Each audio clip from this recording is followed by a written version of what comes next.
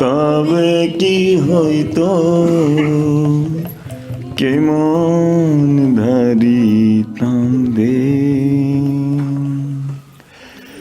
यदि গৌর না হইতো তবে কি হইতো কেমন ধরিতাম দে यदि গৌর না হইতো তবে কি হইতো ধরিতাম দে राधार महिमा प्रेम रस सीमा जगत जान तो के राधार महिमा प्रेम रस सीमा जगत जान तो के राधार महिमा प्रेम रस सीमा जगत जान तो के राधार महिमा प्रेम रस सीमा जगत जान तो के यदि গৌর না হইতো তবে কি হইতো কি মন ধরিতাম দে यदि গৌর না হইতো তবে কি হইতো কি মন ধরিতাম দে मधुर वृंदा विपिन माधुरी प्रवेश चातुरी सा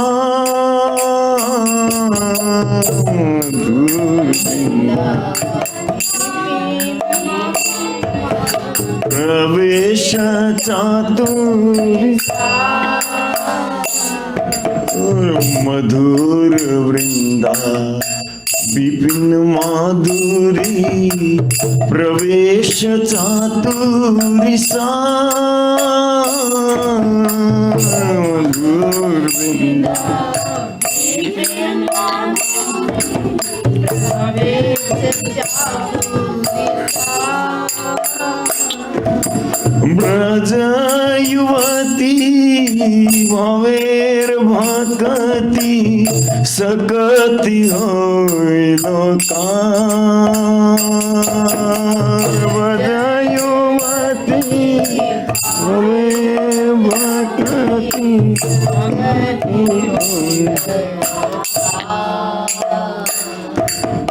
ब्रज युवती भवेर भक्ति सकति होइलो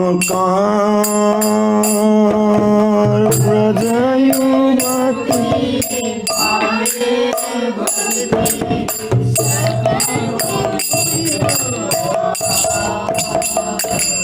यदि গৌর না হইতো তবে কি হইতো এ মন ধরিতাম দে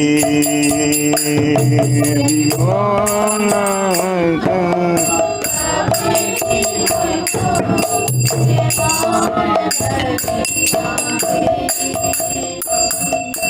गाओ गाओ पुना गौरांगेर गुण सरल करिया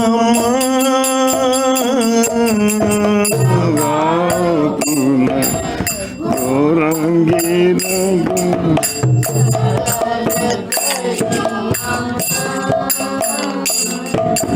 गाओ गाओ पुना गौरांगेर गुण सरल करिया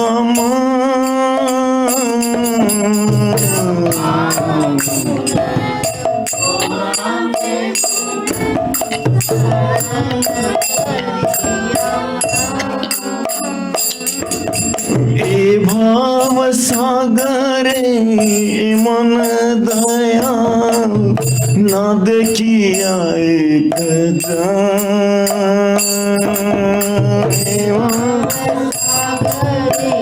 ए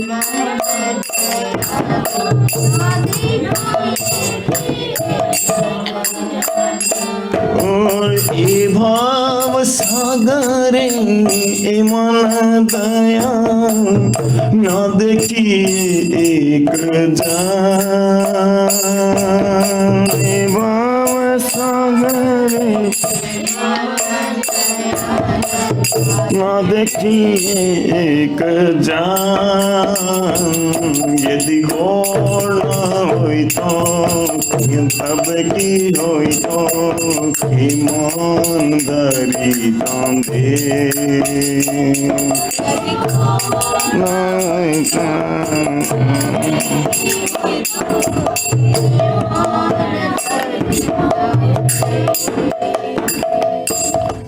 আমি গৌরাঙ্গ বলিয়া নাগেনু গলিয়া কে মন ধরিনু দে।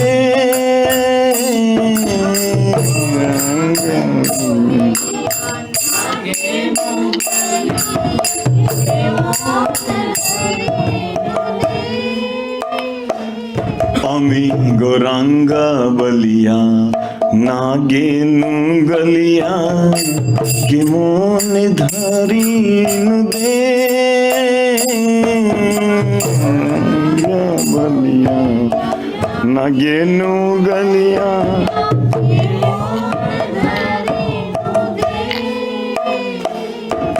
वासुर हिया पाषाण दिया के मोन गड़िया छे। वासुर हिया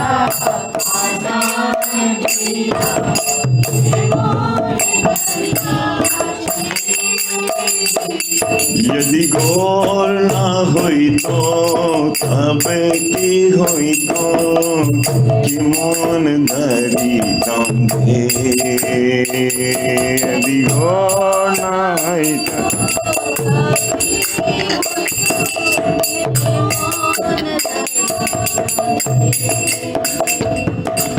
राधार महिमा प्रेम रस सीमा जगते जान तो के। राधार महिमा प्रेम रस सीमा जगते जान के। हरे कृष्ण। आनंद है।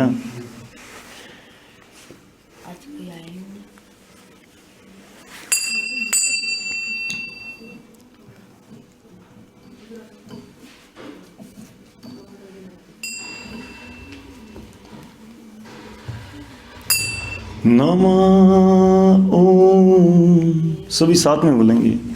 विष्णु पादाय कृष्ण पृष्ठाय भूतले श्रीमते भक्ति वेदांत स्वामी इति नामिने। नमस्ते सरस्वती देवी गौरवाणी प्रचारिणी निर्विशेष शून्यवादी पाश्चात्य देशपालिनी। जय श्री कृष्ण चैतन्य प्रभु नित्यानंद श्री अद्वैत गदाधर श्रीवासादि गौर भक्तवृंद। हरे Krishna Krishna Krishna Hare Hare Hare Ram Ram Ram Hare Hare. Krishna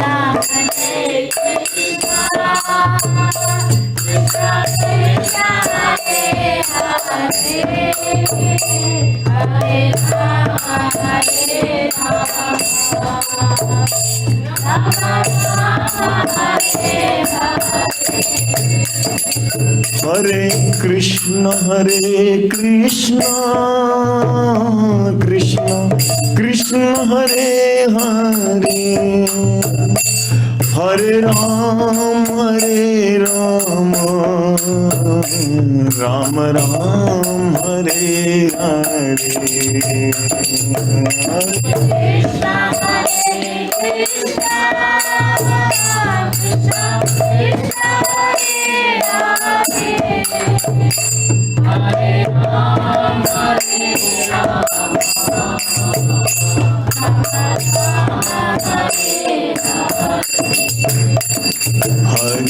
Krishna Hare Krishna, Krishna Krishna Hare Hare, Hare Ram Hare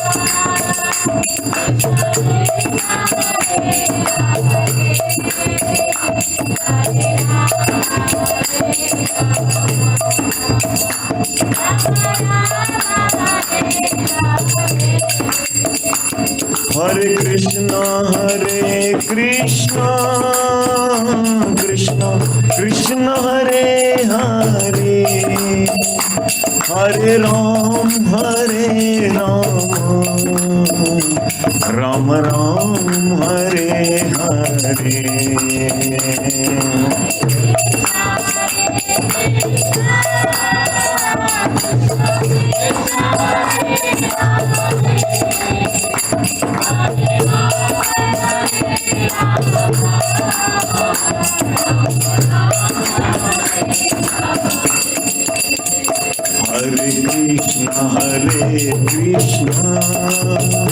Krishna Krishna Hare Hare, Hare Ram Ram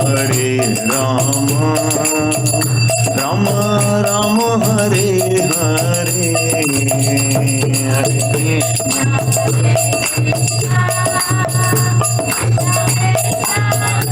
Hare.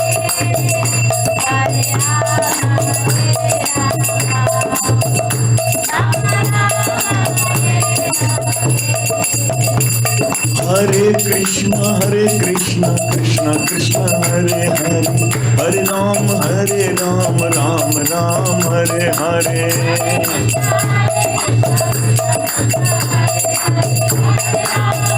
Hare Krishna. Hare Krishna Krishna Krishna Hare Hare, Hare Ram Ram Ram Hare Hare.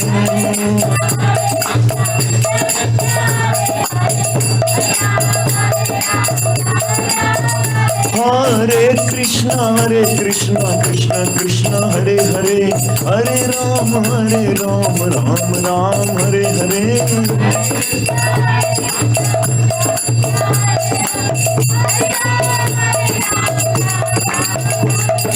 Hare Krishna Krishna Krishna Hare Hare, Hare Ram Ram Ram Hare Hare. Hare Krishna Krishna Krishna Hare Hare, Hare Ram Ram Ram Hare Hare.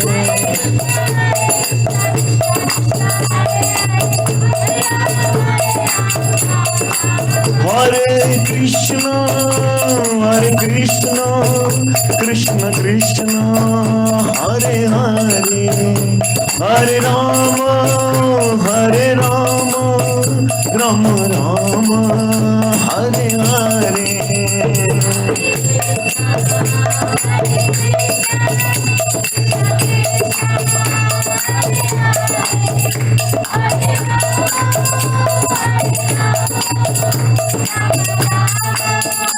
Hare Hare. हरिनाम संकीर्तन की जय। पतित पावन श्री श्री गौर निताय की जय। जगत गुरु श्रील प्रभुपाद की जय। निताय गौर प्रेमानंदे। ओम नमो भगवते वासुदेवाय। ओम नमो भगवते वासुदेवाय। ओम नमो भगवते वासुदेवाय।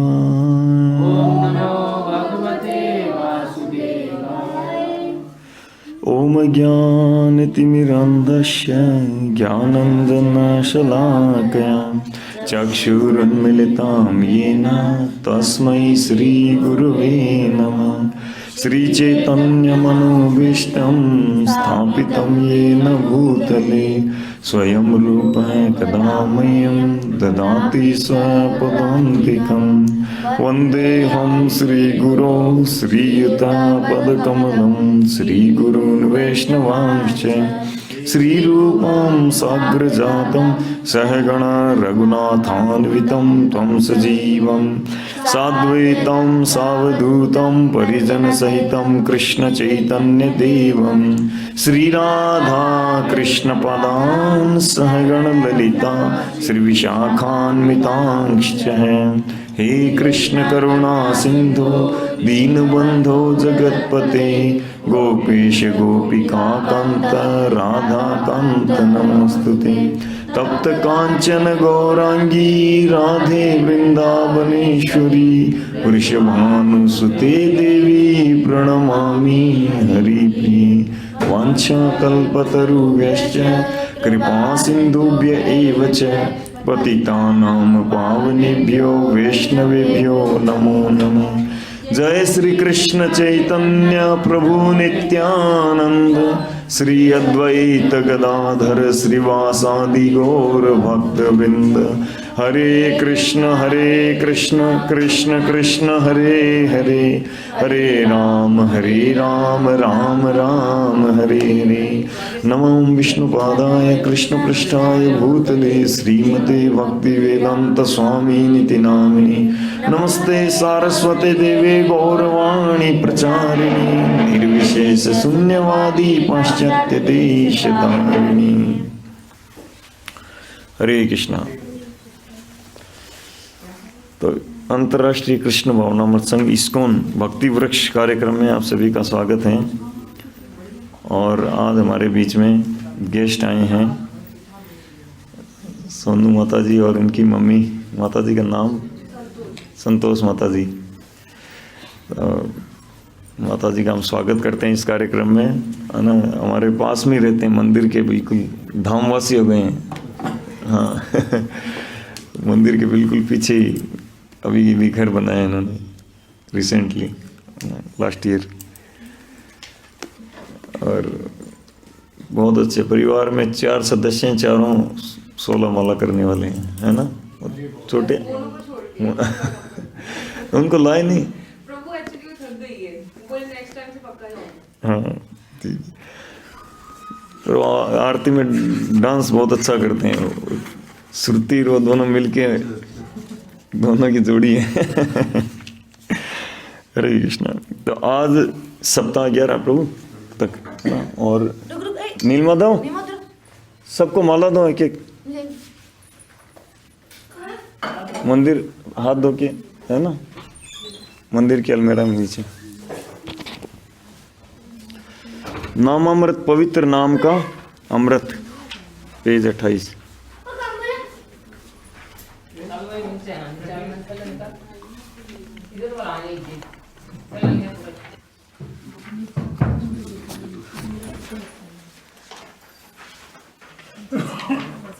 अनिल पढ़िए।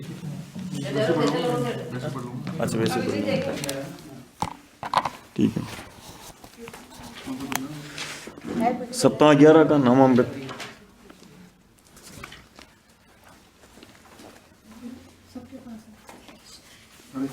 नामामृत पवित्र नाम का अमृत पेज।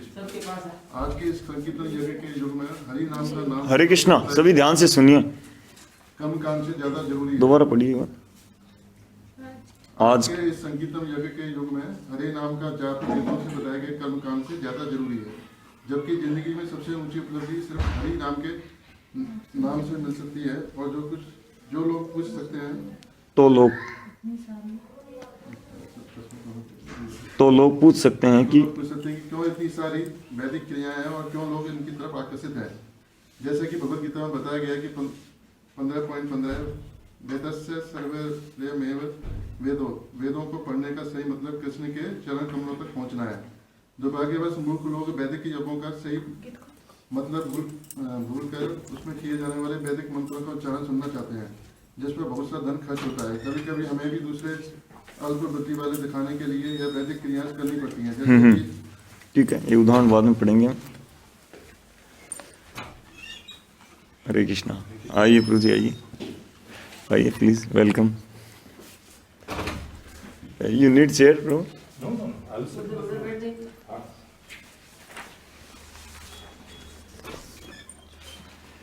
हरे कृष्णा। तो यहाँ पर नामामृत में बताया गया है कि जब यानी हरिनाम संकीर्तन और कर्म कांडीय, जो वेदों में कर्म कांडीय विधान विधि विधान बताएं, इनका अंतर बताया गया है ना, इन दोनों के विषय में। तो आप लोगों में से आप कर्म कांड के विषय में सभी सुना होंगे, है ना, सबको पता है कर्म कांड क्या है। हाँ, रिचुअलिस्टिक सेरेमनीज। तो मतलब है क्या, कोई समझा सकते हैं कर्मकांड की परिभाषा या कर्मकांड क्या है? धीरज प्रभु आप बताइए। मतलब कि जो अपने मतलब खुद के सुख के लिए कुछ क्या काम किया जाता है ना, विनोद कर्म जो किए जाते हैं। हाँ हाँ, खुद के सुख के लिए, मतलब इंद्रिय वगैरह, खुद की संतुष्टि के लिए। हाँ, कर्मकांड। अच्छा। ये बाकी के देवी देवताओं से कुछ माना जाता है बनिस्पत सुपर लॉर्ड की भक्ति। हाँ हाँ,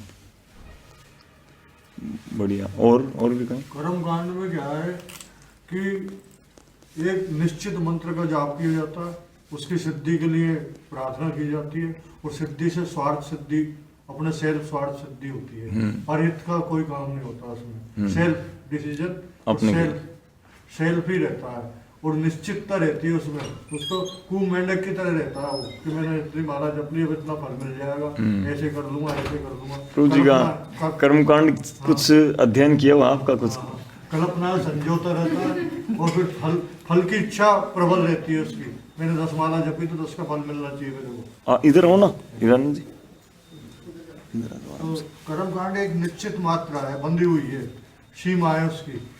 और ये कीर्तन भक्ति है, ये भक्ति इनकी कोई सीमा नहीं है, परित के लिए है। ठीक है। ये परित के लिए है। कर्म कांड एक बंधा हुआ है, एक निश्चित मात्रा में, निश्चित वो है। और कोई बताएंगे ऐसे? हाँ, माता जी कर्मकांड क्या है? हाँ हाँ। और जैसे प्रभु जी ने बताया ना कि अपने लिए, है ना, और प्रभु लोगों ने बताया, तो यानी कि धर्म के धार्मिक नियम या वेदों में बताई गई विधियां जो कि अपने हित के लिए, कि इसमें ये करूँगा तो मुझे ये मिलेगा, ये करूँगा तो मुझे ये मिलेगा, ठीक है ना। यानी वह धार्मिक विधियां जिसमें अपने स्वार्थ के लिए, मतलब स्वयं के बेनिफिट के लिए की जाती हैं, है ना। और दूसरा है हरिनाम संकीर्तन, संकीर्तन यज्ञ, है ना। तो संकीर्तन यज्ञ में क्या होता है, हम भगवान की प्रसन्नता के लिए करते हैं, और जब भगवान प्रसन्न होते हैं हमारे कार्य से, तब हमें भी प्रसन्नता मिलती है ना। दूसरा, वेदों में जो कर्मकांडीय जो मतलब हम सकाम कर्मों से, यानी सकाम भाव से जब कुछ धार्मिक कार्य करते हैं, उसका जो रिजल्ट आता है वो मतलब अंतवत आता है, मतलब उसका उत्पत्ति होती है और विनाश होता है। यानी ऐसा आता है जो समाप्त हो जाएगा, है ना। जितना किया उसके अनुसार मिला, यानी वो जितना बैलेंस है उतना उसमें वो काम करेगा। बैलेंस खत्म, हाँ, वैलिडिटी खत्म हो जाती है। छीणे पुण्य मरते लोकम विशंति। तो ये है कर्मकांडी। और जबकि हरिनाम संकीर्तन, संकीर्तन यज्ञ जो हैं वह, उसमें कर्मकांडी का फल भी मिल जाता है। ऐसा नहीं कि कोई भक्ति करता है तो उसको कुछ लाभ नहीं मिलेगा, वो तो ऐसे ही रह जाएगा। और जो भगवान नास्तिकों को भी देते हैं, और जो कर्म कांडीय कर रहे हैं सकाम कर्म से, उनको देते हैं कौन है? भगवान ही तो देते हैं, है ना। तस्य है वो क्या, 7वें अध्याय का 22वां श्लोक है ना, मयि एव विहितान हितान, मेरे द्वारा ही वो सब दिए जाते हैं, है ना। तो ये भगवान जब उनको भी दे रहे हैं तो उनका जो नाम ले रहे हैं उनको नहीं देंगे। और तो और भगवान को कोई मतलब शत्रु भाव से भगवान के पास आता है वो भी बहुत लाभान्वित हो जाता है। तो फिर भगवान के भक्तों का कहना ही क्या है ना। तो ऐसे भगवान को थोड़ा सा भी करने का बहुत बड़ा बेनिफिट मिलता है। इसमें एक कथा आती है, एक स्टोरी आती है कि एक बार एक व्यापारी थे, तो वो उनकी मतलब कुछ समहाउ और अदर कैसे भी उनकी बैड हैबिट पड़ गई, मतलब वो एक किसी वेश्या स्त्री के प्रति है ना आसक्त हो गए थे। तो उसमें क्या हुआ कि उसके पीछे अपने ही मतलब बिजनेस सब बंद कर दिया, उसमें मन केवल उसी में, और अपना मतलब धन वन सब उसके ऊपर खर्च कर दिया, भिखारी बन गया एकदम। अब उसके पास जाने के लिए भीख मांग मांग कर पैसा जुटाता था कि कैसे पैसा मिले तो उसको प्रसन्न करने के लिए कोई फूल ले जाऊं या कुछ धन ले जाऊं, कैसे भी करके ले जाऊं, है ना। ऐसे इतनी मतलब नौबत आ गई थी।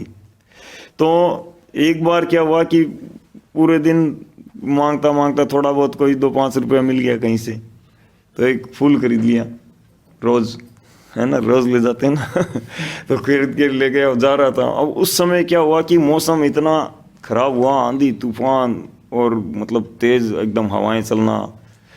तो जाते जाते रास्ते में मतलब एकदम काली पीली आंधी आती है ना, आजकल तो कम आती है, पहले गांव में पहले ज़्यादा आती थी, आजकल भी कभी कभार आती है ना।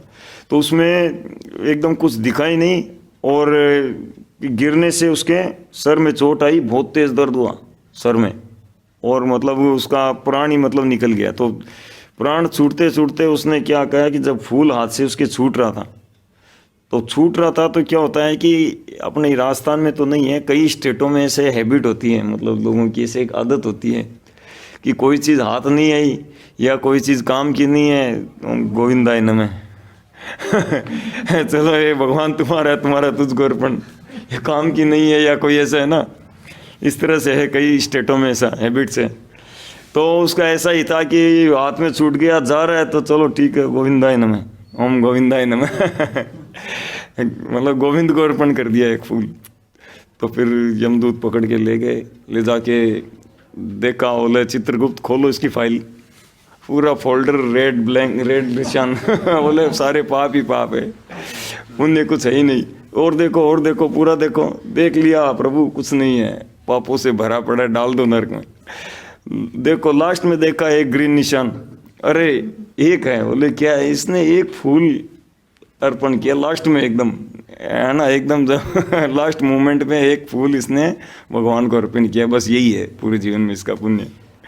तो बोले कि इसके लिए यमराज जी ने फैसला सुनाया कि भी तुमको बहुत जन्मों जन्म लाखों सालों तक, हजारों सालों तक तुमको नरक में सड़ना है, बहुत पाप किए हैं। और लेकिन एक तुमने पुण्य किया, भगवान को एक फूल अर्पण कर दिया है ना, तो तुमको एक दिन के लिए स्वर्ग में मिलेगा, वो फूल अर्पण किया ना इसलिए। अब तुम बताओ पहले ऊपर जाओगे नीचे तो बोला, वो दिमाग लगाया कि एक फूल अर्पण किया भगवान को और इतना मतलब बेनिफिट मिला, एक दिन के लिए स्वर्ग। तो बोले कि नरक में तो पिटना ही है, पहले स्वर्ग भेज दो मेरे अब स्वर्ग में जब उसको भेजा तो वहाँ पे उसने क्या किया कि एंजॉय नहीं किया, वो बहुत पछता रहा था अपने पापों में। ऐसा बताया गया भागवतम में कि जब यमराज किसी पापी को ले जाते हैं, यमराज के दूत, यमदूत ले जाते हैं, तो रास्ते में उसको क्या होता है कि यमराज के कुत्ते हैं वो उसको भौंकते हैं, उसको डराते हैं, और उनको देखकर उसको अपने जीवन भर के पापों को याद आ जाता है। तो ऐसे याद तो आ गया था, तो पछता रहा था, अब स्वर्ग मिला, किस लिए मिला वो भी याद था।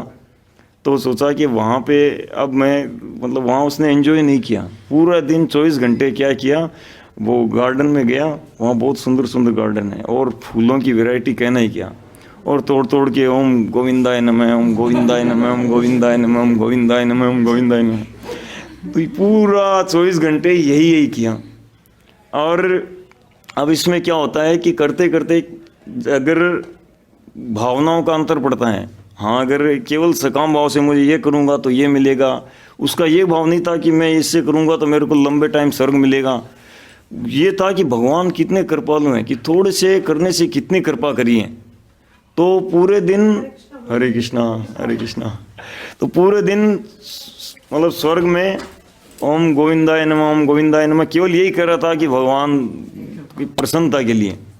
तो उसका परिणाम ये हुआ कि जब 24 घंटे हो गए, यानी वहाँ के 24 घंटे यहाँ के 365 दिन होते हैं, एक साल, यानी यहाँ एक साल बीतता है पृथ्वी लोक में, तो स्वर्ग में 24 घंटे बीतते हैं। तो वो बीते और उसको ले आए, चलो समय समाप्त। अब बोले कि देखो अब क्या कुछ चेंजिंग तो नहीं है कोई करेक्शन, नो करेक्शन। बोले कि नहीं सर है, बहुत करेक्शन है, पर समझ में नहीं आ रहा क्या हो रहा है। इसकी इतनी लंबी फाइल भरी हुई थी, कोई डेटा नजर नहीं आ रहा है, कोई वायरस आ गया क्या हो गया नहीं वायरस तो नहीं आता यहाँ पे, पृथ्वी लोक में आता है वायरस और एंटीवायरस भी होता है, यहाँ एंटीवायरस की जरूरत नहीं है।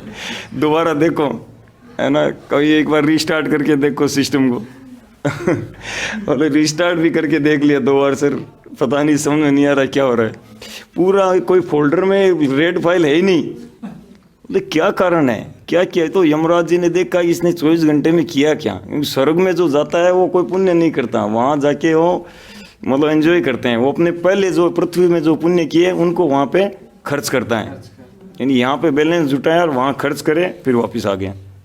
वहाँ पे एक माला दी जाती है, उस माला में क्या होता है, जैसे जैसे उसके पुण्य खत्म होते हैं फूल झड़ने लग जाते हैं, और वो माला को देखते हैं 2-4 फूल बचे हैं, मतलब इसके पुण्य खत्म होने वाले हैं, फिर जाने वाला है और वहाँ देवता हंसी भी उड़ाते हैं, बोले कि ये तू जाने वाला है, तेरे 2-4 फूल ही बचे हैं ऐसा होता है। तो ऐसे उसका जब वापस मतलब आ गए थे, तो उसको देखा कि इसने स्वर्ग में किया क्या, तो स्वर्ग में देखा कि पूरा इसने भगवान को मतलब भक्ति करी 24 घंटे, फूल अर्पण करना। और स्वर्ग लोग जैसे जगह जाके जहाँ पे भक्ति में मन लगता ही नहीं है, वहाँ पे जाके इतना भक्ति कर लिया, तो इसका बहुत बड़ा रिजल्ट, इसीलिए उसके सारे पाप समाप्त हो गए और पूरा शुद्ध हो गया, भगवत धाम जाने के योग्य हो गया। तो वो फिर उसको भक्ति का अवसर मिला और फिर अगले उसी जीवन में फिर वो भगवत धाम गया। तो ये है मतलब भगवान को थोड़ा सा भी कुछ देने का। तो संकीर्तन यज्ञ में भगवान की प्रसन्नता के लिए होता है कार्य, भगवान की प्रसन्नता के लिए नाम जप किया जाता है, नाम का कीर्तन किया जाता है ना। और ये बताते हैं कि यही इस कलयुग में सबसे बुद्धिमानी का कार्य है, नाम संकीर्तन। नाम बिनु कली काले नाही आर धर्म, सर्व मंत्र सारे नाम यही शास्त्र मर्म। इस शास्त्रों का मर्म है, इस सारे मतलब मंत्रों का सार है। और कलयुग में जितने प्रकार के मतलब धर्म का पूरा सार यही है, यही युग धर्म है। जो नाम जप में जितना अधिक रुचि लेगा वही उतना ही मात्रा में धार्मिक है। तो नाम को सीरियसली हमें करना चाहिए, है ना। तो हम एक माला जप करते हैं 7-8 मिनट में, फिर आगे का आध्यात्मिक उन्नति। नहीं माला मेरे पास है, ऊपर से ले आऊं या? नहीं सोम नहीं माला ये नहीं। जय श्री कृष्ण चैतन्य प्रभु नित्यानंद श्री अद्वैत गदाधर श्रीवासादि गौर भक्त वृंद। हरे कृष्ण कृष्ण कृष्ण हरे हरे, हरे राम राम राम हरे हरे। हरे कृष्ण महामंत्र की जय।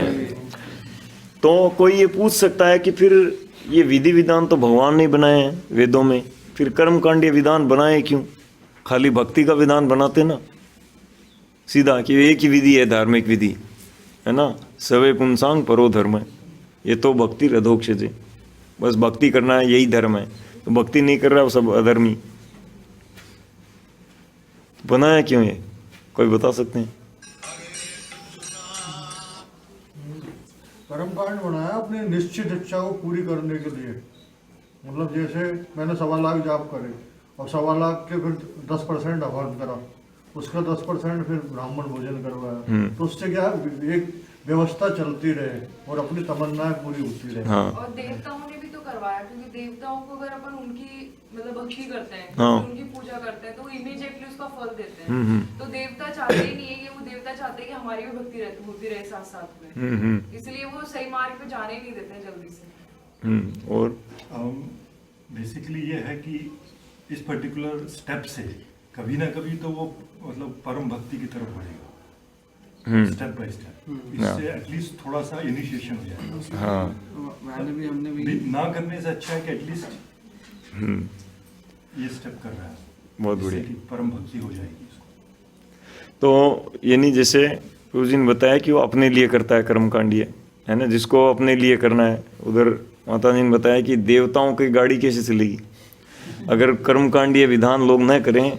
तो देवता पृष्ठ पर क्या है, बने तब रह पाते हैं जब उनको यहाँ से आहुतियाँ मिलती रहती हैं, है ना। यज्ञों में आहुतियाँ देते हैं तो देवताओं का वो बल, उनका मतलब पुण्य उनका बढ़ता जाता है, उनका वहाँ पे जो रहना, उनकी ताकत वो बढ़ती जाती है ना।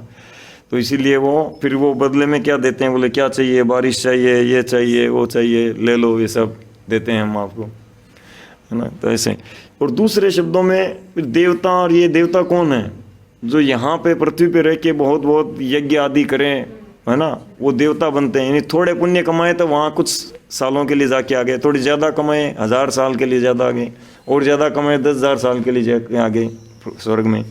और ज़्यादा करते हैं, ऐसे विधान बताएंगे, जैसे कोई अगर 100 अश्वमेध यज्ञ करता है तो वो एक मनवंतर तक, यानी 29 करोड़ साल तक, 29-30 करोड़ साल तक वो देवराज इंद्र बना रहता है ना। एक मनवंतर कितना, 29 करोड़ साल का होता है। तो उतने सालों तक वो देवताओं का राजा इंद्र बना रहता है, लेकिन बीच बीच में असुर अटैक करके उसको हटा भी सकते हैं। हाँ, ये अंतवत होते हैं ये फल, है ना। तो ऐसे ये अब प्रश्न उठता है कि ये विधान बनाया क्यों गया, है ना, क्या जरूरत थी देवी देवता ये सब, केवल एक ही होता ब्रह्मांड में, मनुष्य भक्ति करो भगवत धाम जाओ, क्यों बनाया। तो सभी की चेतना उस लेवल की नहीं होती है ना।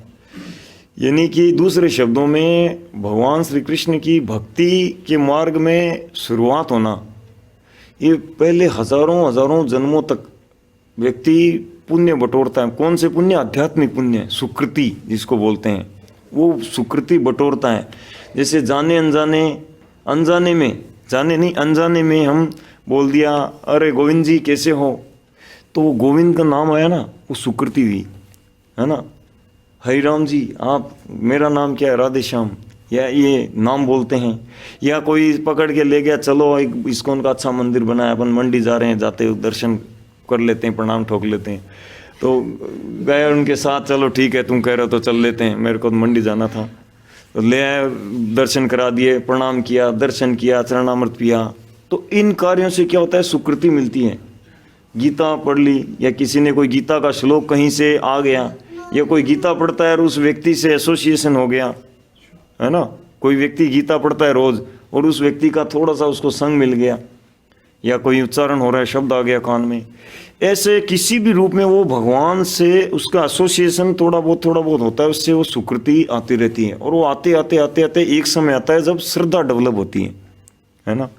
और जब वो श्रद्धा डेवलप होती है तब व्यक्ति को क्या होता है कि भगवान अंदर बैठे होते हैं, उसकी इच्छा होती है कि मैं मतलब ओरिजिनल वाली भक्ति करूं, है ना, ये मीडिया वाले वो नहीं, ओरिजिनल वाली। तब क्या करते हैं, भगवान उसको अंदर परमात्मा रूप में बैठे हैं तो तुरंत पता चल जाता है। तो उसको जहाँ प्रमाणिक वैष्णव होते हैं, प्रमाणिक संप्रदाय, उनसे उनको मिलवा देते हैं, है ना। लेकिन ये किसका होता है, मतलब मनुष्याणाम सहस्त्रेषु, हजारों मनुष्यों में से किसी एक का, स्वयं भगवान कहते हैं, सभी का नहीं होता है। ये तो मनुष्यों में से, और करोड़ों जीवों में से कोई मनुष्य शरीर प्राप्त करता है एट ए टाइम। अभी जितने मनुष्य हैं उससे करोड़ों गुना दूसरे जीव भी हैं, है ना। मच्छर हैं, मक्खी हैं, कीड़े, सभी जीवात्मा इक्वल हैं, जो हम हैं वही वो हैं। उनको गाड़ी 3rd क्लास मिली है, हमको 1st क्लास मिली है ना। यानी मनुष्य शरीर है, हमको 1st क्लास का मिला है, एक मतलब नंबर 1 ब्रह्मांड का नंबर 1 शरीर मिला है, उनको मिला है लो क्लास का। तो उनको वो, क्योंकि वो उस कारण जो भी है, मतलब पाप के कारण, तो करोड़ों करोड़ों जीवों में से कोई मनुष्य और हजारों मनुष्यों में से कोई एक ये कर पाता है, तो बाकी का क्या? चलो ठीक है, हजारों मनुष्यों में से या करोड़ों जीवों में से, है ना, कोई कोई भक्ति में आया, लेकिन बाकी लोगों का क्या? तो भगवान क्या है कि सभी के पिता हैं भगवान, तो है ना, अहम बीज पलदा पिता सभी का, सर्व योनिषु।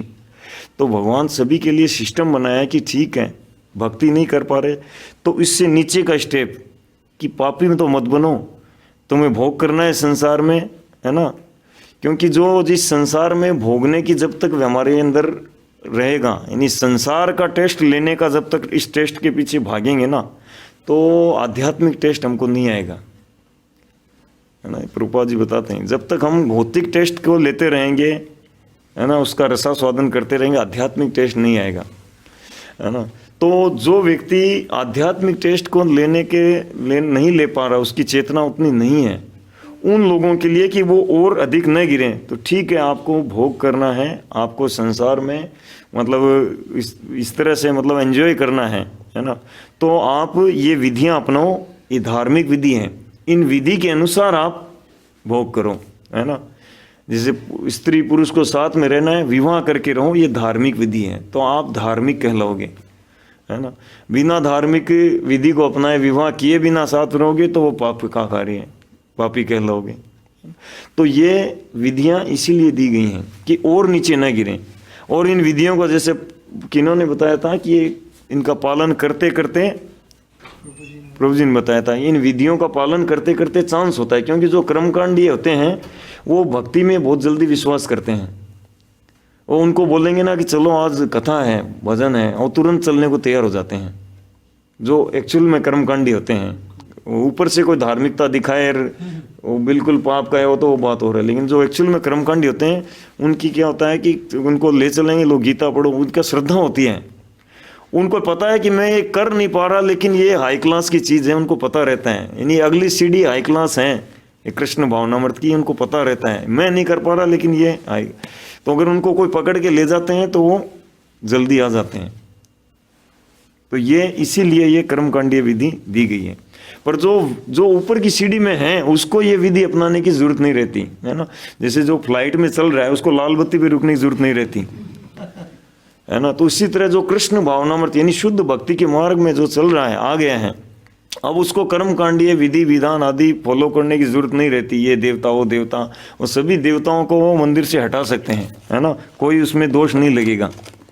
क्यों? क्योंकि सारे देवता जो है वो भगवान के अंग स्वरूप हैं, और वो पूर्ण पुरुषोत्तम भगवान बैठे हैं, तो कौन नाराज होएगा? उनको दुश्मनी थोड़ी मोल लेनी है नाराज होके भक्त से, है ना।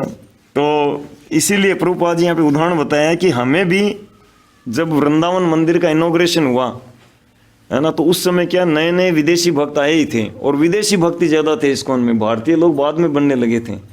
तो बोले कि अब मंदिर का इनॉग्रेशन अगर विदेशी भक्त लोग सब करेंगे, यद्यपि ये बहुत ही मतलब वैष्णव हैं, मतलब अच्छा है होगा ये, लेकिन वृंदावन के जो पंडित जी और जितने भी जो हैं बाबा जी, और वो सब ऑब्जेक्शन करेंगे, बोले ये क्या है, ये मलेच्छों ने ये मतलब पूजा कर रहे हैं, ये कर रहे हैं। तो इसलिए उनको दिखावा के लिए, लोकाचार के लिए उन्होंने ये किया। वहाँ के जो तथाकथित जो पंडित हो रहे हैं उनको बुला के यज्ञ आदि करवाया, पर दूसरी तरफ भक्त लोग जो हैं वो नाम संकीर्तन कर रहे थे। तो हमें भी ये शिक्षा मिलती है कि कभी कभी हमें भी जीवन में ऐसा होता है कि ठीक है, हम अंदर से अब कृष्ण भावनामृत की विधि को अपना रहे हैं, पर परिवार में इधर उधर कहीं पर भी हमको ऐसा हो सकता है कि कोई विधि को फॉलो करना पड़े, किसी कर्मकांडी विधि को, तब बाहरी आचरण में ऐसा नहीं कि अरे हम इसको नहीं करेंगे, हम इसको नहीं करेंगे, है ना।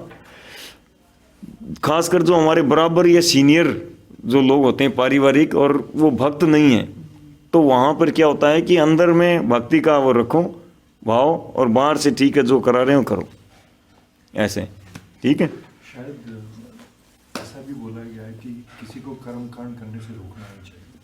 हाँ, वो तो दूसरों के लिए, दूसरों को तो रोकना ही नहीं चाहिए, वो आगे के कुछ सप्ताह में आएगा, है ना। न बुद्धि भेदम जनिएद, उसमें जो भी हम आज के टॉपिक में आते हैं जल्दी से, मेन चर्चा नहीं तो वो रह जाएगी। हरे कृष्णा। तो आध्यात्मिक उन्नति भाग 11 कौन पढ़ेंगे जोर से? जी पढ़िए, या पीछे माता लोग कोई? हाँ पीछे आप रेणु माता जी पढ़िए, जिनकी आवाज बुलंद है, नहीं तो माइक ले लीजिए। स्वर्ण अवतार है ना? स्वर्ण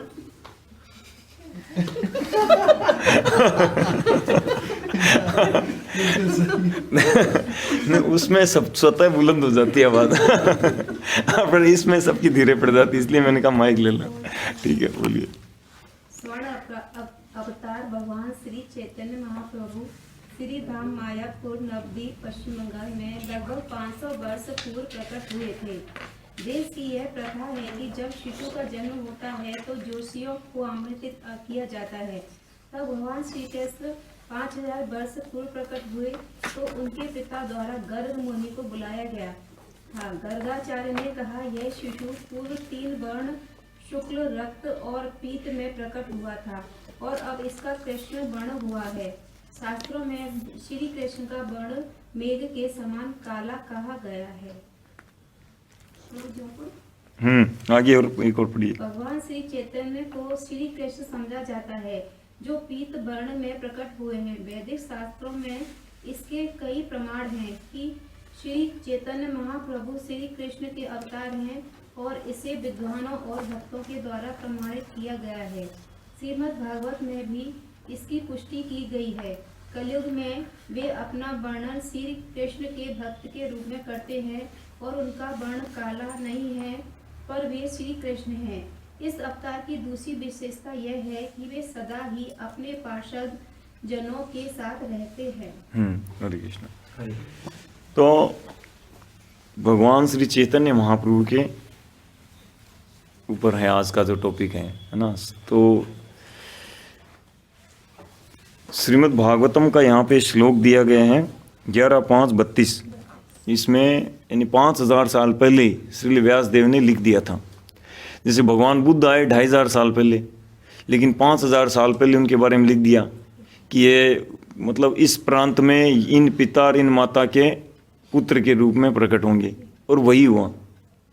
मतलब इतना सटीक देखो, है ना। और भी बहुत सारे मतलब चाणक्य पंडित के बारे में और कल के अवतार के बारे में बताया गया है। बहुत सारे मतलब बताए गए हैं जो कि शास्त्रों में पहले से लिखे गए हैं, सही है। अब भगवान चैतन्य महाप्रभु के बारे में मतलब गुप्त रूप से लिखा गया है, प्रत्यक्ष नहीं, क्योंकि ये जो भगवान का अवतार है, पहले जितने भी अवतार हैं पूरा एकदम ओपन एडवर्टाइज, पर इसमें नो एडवर्टाइज। इस अवतार में क्या है कि भगवान ने अपना मतलब वो छुपा के रखा। क्यों? क्योंकि अभी भगवान क्या है, भगवान के रूप में कार्य करने नहीं, भक्त के रूप में कार्य करने के लिए आए हैं, है ना। क्योंकि गीता में भगवान ने कहा था, सिद्धांत दिया, सर्वधर्मान परित्यज्य माम एकम शरणम व्रज। सारे धर्मों को छोड़कर, यानी सारे मैन मेड जो धर्म है, शारीरिक धर्म है, इनको छोड़कर मेरे शरणागत हो। जैसे मैं कह रहा हूँ वैसा करो, यानी आत्मा का धर्म करो। पर देखा काल क्रम में कोई कर ही नहीं रहा, तो फिर खुद ही मतलब आए, बोले मैं ही आऊँगा, है ना। अपनी आचरी प्रभु जीवे रे सिखाए, अपने आचरण से जीवों को सिखाने के लिए स्वयं भगवान आए, है ना। तो ये श्रीमद् भागवतम का श्लोक है। कृष्ण वर्णम त्वचा अकृष्णम, कृष्ण वर्णम त्वचा अकृष्णम, है तो कृष्ण ही, मगर त्वचा यानी जो रूप है, बाहर का रंग है, वो अकृष्णम, उल्टा है, गोरा है एकदम। सांग पांगस्त पार्षदम, पार्षदों के साथ यज्ञ संकीर्तन प्राय यजंती ही सुमेधस है। इस कलयुग में जो पर्याप्त बुद्धिमान होंगे वो संकीर्तन यज्ञ द्वारा भगवान की पूजा करेंगे। कैसे? पार्षदों सहित, अकेले की नहीं। इसलिए मायापुर में भगवान चैतन्य महाप्रभु, साथ में नित्यानंद प्रभु, अद्वैत आचार्य और गदाधर पंडित और श्रीवास ठाकुर। तो कौन है अद्वैत आचार्य? कौन है नित्यानंद प्रभु? कौन है? बलराम जी। उनके बाद में अद्वैत आचार्य हैं, दाढ़ी वाले, देखो उधर।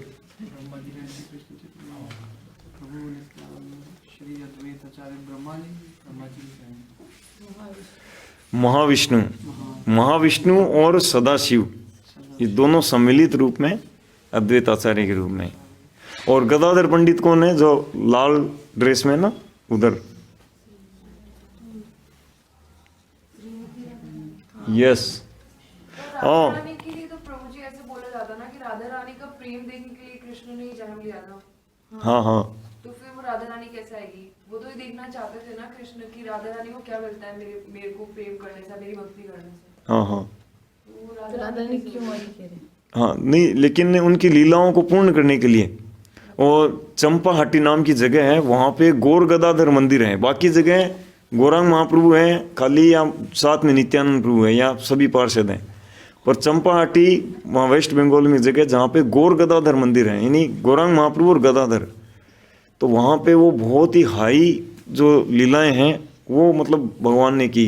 यानी गदाधर पंडित चैतन्य महाप्रभु को सिखाते नृत्य करना, ऐसा है दोनों का डांसिंग मोड में। और बहुत कुछ मतलब लीलाएं हैं, वो मेरे को तो ज़्यादा पता भी नहीं है, जो सीनियर भक्त हैं उनसे सुने तो अच्छा रहता है। तो श्री राधा भावेर गौर अवतार, बाकी के कौन कौन थे बता दीजिए। अच्छा, तो गदाधर पंडित हैं, राधा रानी है ना, और जो लास्ट में सफ़ेद ड्रेस में है ना वो श्रीवास ठाकुर, वो है नारद मुनि है ना। और उसके अलावा बहुत सारे पार्षद आए है ना, बहुत सारे पार्षद आए। ब्रह्मा जी आए नामाचार्य हरिदास ठाकुर के रूप में, और बताते हनुमान जी आए, इनके मुरारी गुप्त है ना, और देवगुरु बृहस्पति आए सार्वभौम भट्टाचार्य के रूप में।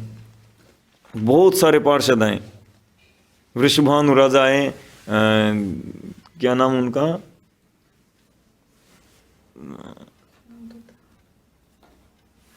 नाम याद नहीं आ रहा, जो भी है। तो ऐसे भगवान के पार्षदों सहित मतलब अवतरित हुए भगवान है ना। तो राधा रानी का भाव लेकर आए भगवान चैतन्य महाप्रभु हमारे मंदिर में। परिक्रमा में एक पीछे एक लग रहा है पेड़ का एक टुकड़ा लग रहा है ना, नीम का पेड़। पढ़ा आपने? नहीं, हाँ लिखा पढ़ा, कितने लोगों ने पढ़ा? किसी ने आज बताया कि वो नीम का है।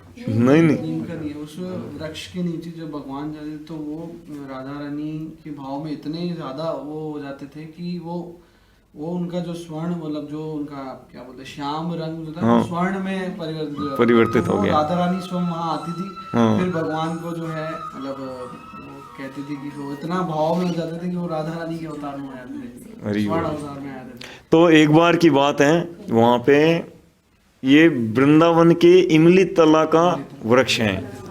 इमली तला वृक्ष बोलते हैं इसको है ना। यानी कि वो एक इमली का पेड़ है जहाँ पे श्री कृष्ण राधा रानी मिला करते थे है ना। तो एक बार श्री कृष्ण पहले पहुँच गए और राधा रानी आए नहीं थे। तो श्री कृष्ण राधा रानी का स्मरण कर रहे थे, तो उनका स्मरण करने से ही उनका जो शरीर का, जैसे प्रभु जी ने बताया ना, शरीर का जो रंग है एकदम गोरा हो गया राधा रानी के जैसा है ना।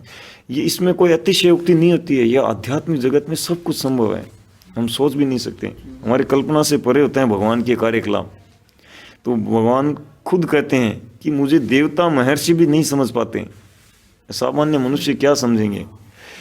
तो एकदम वैसे गोरा हो गया था ना। तो जब राधा रानी आई तो देखा कि ये कौन है, और इतना आकर्षित मतलब हुई उनसे कि ये तो बिल्कुल कितना आकर्षित है, ये लड़का कौन है इतना गोरा, मतलब कृष्ण तो नहीं है, लेकिन आकर्षित क्यों लग रहा है? क्योंकि राधा रानी को कृष्ण के अलावा किसी दूसरे का प्रति मतलब दूसरा व्यक्ति अट्रैक्ट कर ही नहीं सकता। और बोले कि मेरे को ये अट्रैक्ट कर रहा है, ऐसा कैसे हो सकता है, ये कृष्ण नहीं है, फिर ऐसा कैसे? फिर बताया कि मैं ही कृष्ण हूँ है ना। तो बोले कि आप ऐसे कैसे हो गए? तो बोले कि मैं राधे तुम्हारा स्मरण कर रहा था, तो तुम्हारा मतलब रूप का स्मरण करने से मेरा ऐसा हो गया। और आगे फिर बताया कि कलयुग में मैं इसी रूप में अवतार लूँगा है ना। तो भगवान ने राधा रानी का रूप और राधा रानी का भाव, ये दो चीज़ लेकर के आए श्री चैतन्य महाप्रभु। और इतने ये सबसे दयालु अवतार है, ये आगे चर्चा आएगी है ना। तो पहले ये चर्चा हम करेंगे कुछ घटनाओं से, कुछ लीलाओं से कि किस प्रकार श्री चैतन्य महाप्रभु ने अपनी भगवत्ता भी प्रकट की थी बहुत सारी जगह। वो बचपन से ही मतलब ऐसे थे, जब जन्मे थे तब चंद्र ग्रहण था, और चंद्र ग्रहण था तो पूरा सब लोग कीर्तन कर रहे थे, क्योंकि ग्रहण के समय लोग कीर्तन करते हैं, खाते पीते, कोई कामकाज नहीं करते हैं। आजकल लोग ध्यान नहीं देते हैं, पर पहले सारा लोग समाज ही पूरा संकीर्तन कर रहा था, और उसी समय भगवान प्रकट हुए, है ना। और जब प्रकट हुए तो रो रहे थे। तो लोगों ने उनको मतलब कुछ माता लोग ने, आस पड़ोस के लेडीज, उन्होंने कहा कि चुप हो जा। कैसे चुप कराए, समझ नहीं आ रहा, रो ही रहा है खाली। फिर हरि बोल या हरिनाम संकीर्तन थोड़ा उन्होंने शुरू किया, तब चुप हो गए, और फिर बंद किया, रोने लग गए। तो फिर ऐसे हरिनाम संकीर्तन करने लग गए। तो मतलब जन्म से ही संकीर्तन यज्ञ का प्रचार करने लग गए थे, है ना। और ऐसे बहुत सारी घटनाएं, जब एक बार छोटे से बालक थे, 3-4 साल के, 2-3 साल के खाली, तो उनके घर में एक ब्राह्मण आया। वो ब्राह्मण ऐसे थे कि वो मतलब ऐसे भ्रमण करते थे, तीर्थ यात्रा आदि।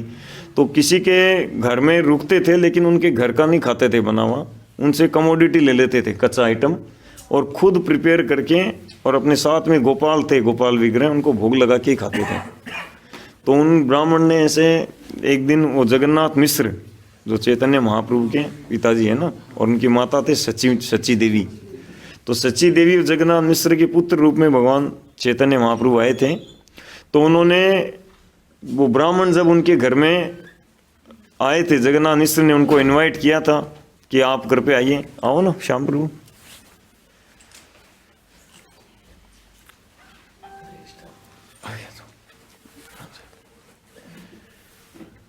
हमारे बीच में आज 2 सीनियर भक्त भी हैं, है ना, ग्रेस श्याम सुंदर बंधु प्रभु और हर ग्रेस ईश्वरी गांधर्विका देवी माता जी। नहीं, पीछे उनके आ गए ना सामने, इसलिए। तो प्रभु जी सरदार शहर में पिछले 5 साल में बहुत अच्छा 5 साल से वहाँ प्रीचिंग कर रहे हैं। और वैसे हम सबसे पहले जब इस्कॉन को ढूंढते हुए आए थे, जब हम इस्कॉन में से नहीं जुड़े थे, जानते नहीं थे इस्कॉन क्या है, तो हम ढूंढते हम 2 लोग आए थे साथ में।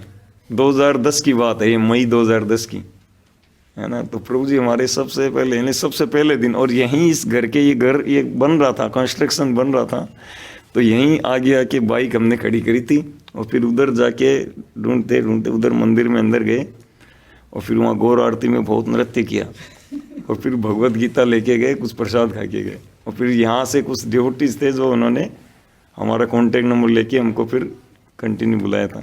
सच्ची तनय प्रभु करके एक भक्त थे, बाद में वो बंगाल से ले गए थे। तो ऐसे मतलब हमारी जर्नी इस्कॉन में जुड़ने की एक साथ ही हुई है। हरे कृष्ण। तो जब वो ब्राह्मण आ गए घर में और उनको कहा कि हम आपके लिए हम बनाएंगे, बोले नहीं आपका बना नहीं लूँगा मैं, तो आप मुझे ये सामान दे दीजिए, मैं बना लूँगा, खा लूँगा, है ना। वो एक टाइम भोजन करते थे, तो शाम के टाइम, दोपहर में शाम के टाइम वो लगभग कुकिंग करने लगे थे, 2-3-4 बजे वो करने लगे थे। 2 घंटे में बनाया, प्रिपरेशन किया करके, और फिर जब भोग लगाने गए, मंत्र मतलब आँख बंद करके भोग मंत्र बोल रहे थे, और आँख खोली तो देखा वो निमाई आके खा लिया। अरे चूंठा कर दिया। कोई बात नहीं, लेकिन वो ब्राह्मण जो थे वो ब्राह्मण गुण संपन्न थे, बिल्कुल पछतावा नहीं किया। बोले कि ठीक है कोई बात नहीं। और जगन्नाथ मिश्र देखा, बोले ये क्या हो गया? बोले कोई बात नहीं, मैं वैसे भी कभी कभी मैं नहीं भी खाता हूँ, चलता है, मैं आज बस अब रेस्ट करूँगा। बोले नहीं ऐसा कैसे हो सकता है, आप ब्राह्मण देव हो, आप मतलब भूखे रहें, मतलब या तो हम बना दे। बोले नहीं मैं तो मेरा नियम है, मैं दूसरे किसी का हाथ का बना लेता ही नहीं, और मेरे गोपाल को भोग लगाता ही नहीं, अपने खुद ही बना के लगाता हूँ। बोले कि तो फिर आपसे निवेदन, आप कृपया दोबारा प्रिपेयर करिए और पाइए, है ना। इस बार आप चिंता मत करिए, वो बच्चे को हम बिल्कुल दूर रखेंगे, ऐसे नहीं आएगा। तो उन्होंने दोबारा प्रिपरेशन करे, तो 7-8-9 बज गए, 9 बज गए, फिर भोग लगाने लग गए। तो भोग लगाने लगे तो फिर आगे, जबकि उन्होंने गेट वेट मतलब बंद कर रखा था, निमाई अंदर दूसरे कमरे में था, लेकिन फिर भी बोला आ गया। और आ गया तो कहा कि ओ आज शायद भगवान की यही इच्छा है कि मैं भूखा सोऊं। तो ब्राह्मण ने मतलब ये निश्चय किया। लेकिन जगन्नाथ मिश्र आए, बोले क्या हुआ क्या हुआ? और निमाई तुम इतना ऐसे गुस्सा होकर उसको ले गए, बोले कि रखो, एक बच्चे को नहीं संभाल सकते आप लोग? पूरा एकदम मतलब ब्राह्मण देव दो मतलब कब से कितने घंटों से वो कर रहे हैं, कुकिंग कर रहे हैं, उनका पूरा वो शेड्यूल इसने बिगाड़ दिया। अब कैसे होगा, क्या करें, हम भी नहीं बना सकते, वो 2 बार बना चुके, पूरा एकदम माथा पकड़ के बैठ गए जगन्नाथ मिश्र। तो फिर उनका लड़का विश्वरूप, यानी निमाई के बड़े भाई विश्वरूप थे, मतलब बड़े थे, बहुत समझदार थे, है ना, वो भी भगवान विष्णु के अवतार थे, मतलब भगवान विष्णु ही आए थे। तो वो विश्वरूप जो थे, उन्होंने उनसे निवेदन किया, प्रणाम आदि करके, क्षमा याचना करके, बोले कि आप भूखे सोएंगे, हमें अच्छा नहीं लगेगा, अभी इस बार आप मतलब कुकिंग करिए, इसको हम इस घर में नहीं रखेंगे, तो अभी भेज देते हैं दूसरे घर में। तो दूसरे के घर में भेज दिया वहाँ निमाई को, और उधर वो कुकिंग करना शुरू था। उधर दूसरे घर में निमाई को क्या है कि वो थोड़ा थोड़ा बोलते तो थे ही, तो दूसरी माता लोग थी, बोले कि अरे निमाई तुम तो अशुद्ध हो गया, तुम्हें पता है, तुमने मतलब दूसरे का बनाया खा लिया, वो ब्राह्मण थे, वो तुमने बनाया खा लिया। तो बोले मैया मैं तो ग्वाला हूँ और मैं ब्राह्मणों को हाथ का खाता हूँ। तो माता लोग समझ नहीं पाई, पर भगवान इनडायरेक्टली ऐसे बोल देते, तो ऐसे उनसे मजाक कर रही थी। बनाया था, मुझे ही अर्पण कर रहे थे और मैं आके, उन्होंने बुलाया ही मुझे, तो मैं आ गया। वो फिर जब तीसरी बार उन्होंने कुकिंग करी तो रात को 12 बज गए, सब लोग सो गए थे, और वो निमाई दूसरे घर में थे, पड़ोस के घर में, वो भी माता लोग सब सो गई थी, कीर्तन कितने देर करेंगे। और सो गई थी, तो पता ही नहीं चला कब निमाई निकल के चले गए। और वो गेट बंद कर रखा था, लोग एकदम अंदर से, फिर भी वो जब भोग लगा के मतलब भोग लगा रहे थे और तुरंत देखा कि निमाई खा रहे हैं। फिर ब्राह्मण देव आंखें खोली तो बोले कि ये क्या हो गया? बोले कि ब्राह्मण देवता आप मेरे को बार बार बुला रहे हो कि आइए खाइए, आइए भोग लीजिए, पाइए, और जब मैं आके खा रहा हूँ तो मतलब आप ऐसा कर रहे हो। बोले क्या, कैसे? तो फिर भगवान ने उनको अपना बाल गोपाल रूप दिखाया, क्योंकि वो ब्राह्मण थे जो भगवान के गोपाल रूप का उपासक थे, है ना। तो अपना बाल गोपाल का रूप दिखाया कृष्ण, है ना, और कहा कि मैं अभी संकीर्तन यज्ञ, मतलब मैं इस युग में भक्त के रूप में अपने आप को छुपाकर संकीर्तन यज्ञ द्वारा मतलब भक्ति का प्रचार करने के लिए आया हूँ, और आप ये बात किसी को नहीं बोलोगे, है ना, अगर बोलोगे तो गए। कॉन्फिडेंशियल ये न्यूज़ है, केवल आपके पास, आप जानते हो, मैं जानता हूँ। तो ब्राह्मण बहुत इतना आनंदित हो गया भगवान के दर्शन करके, और इतना गदगद हो गया कि मतलब वो पूरा रात भर वो मतलब रोता ही रहा और आनंद में रहा एकदम, है ना। और फिर वो उस जगह को छोड़कर कभी नहीं गया, वहाँ आसपास भजन करता, रोज उधर से निकलते हुए निमाई के दर्शन करके जाता। जीवन भर वो ब्राह्मण, जब तक 24 वर्ष तक भगवान चैतन्य महाप्रभु वहाँ रहे, तब तक वो ब्राह्मण वहीं पर आसपास घूमते रहे, है ना। क्योंकि भगवान का जो एक बार दर्शन पा लिया, एक बार जो नज़दीक आ गया, वो फिर दूर जा ही नहीं सकता, है ना। तो ऐसे मतलब भगवान की लीलाएं होती थी। तो एक बार की बात है, एक उस समय जब भगवान चैतन्य महाप्रभु 11 वर्ष से ऊपर के हो गए थे, तो उन्होंने एक स्कूल खोल लिया था।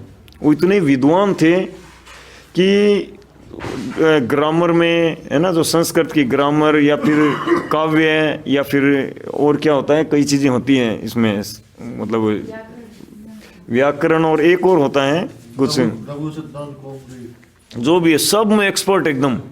और कोई किसी को भी मतलब उनके सामने टिक नहीं पाता था, है ना। छोटे से बच्चे होकर इतना मतलब एक्सपर्ट हो गए थे इन सब चीज़ों में, और चैलेंज करते थे, है ना। जैसे मुरारी गुप्त, श्रीवास ठाकुर और ऐसे मुकुंद दत्त, ये जो इनके पार्षद थे, उनको पकड़ पकड़ के उनको चैलेंज करते थे कि बोले कि बताओ तुम ये जो मतलब इस कोई भी सब्जेक्ट, कोई टॉपिक छेड़ते थे, और फिर उनमें उनको परास्त करते थे, और परास्त करने के बाद में कहते थे कि नहीं, पर इस दृष्टि से तुम सही भी हो।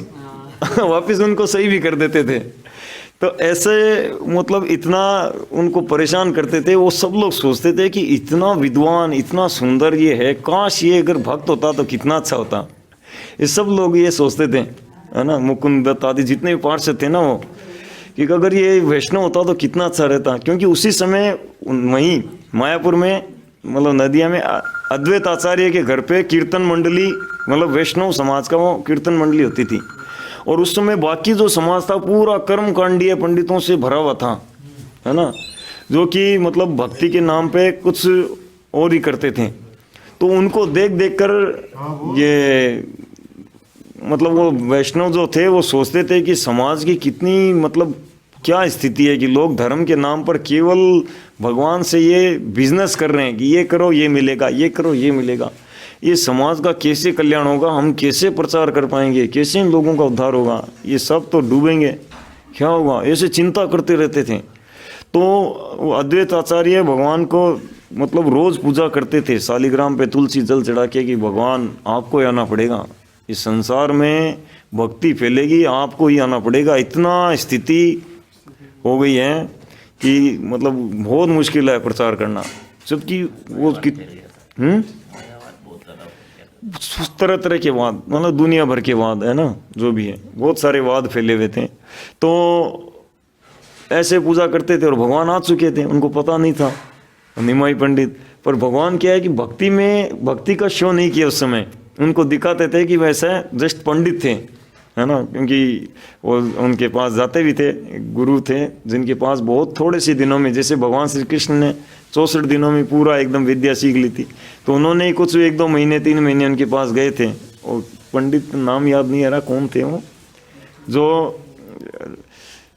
जो सांदीपनी मुनि थे वही आए थे महाप्रभु की लीला में, और वही उनके वो गुरु बने, है ना। उनको गंगा प्रसाद पंडित हैं, जो कि उनको उनके पास विद्या ग्रहण करने के लिए जाते, तो वहाँ पे ऐसे मतलब दूसरे सब स्टूडेंट को यूँ परास्त करते रहते थे। तो एक बार क्या हुआ कि भारत में, एक पूरे भारत में सब जगह चारों ओर वेदों में, इसमें मतलब काव्य में, व्याकरण में, हर चीज़ों में सबको परास्त करके एक पंडित थे दिग्विजय पंडित केशव कश्मीरी। वो उसको सरस्वती देवी का वरदान था कि उसके सामने कोई भी टिक नहीं पाएगा।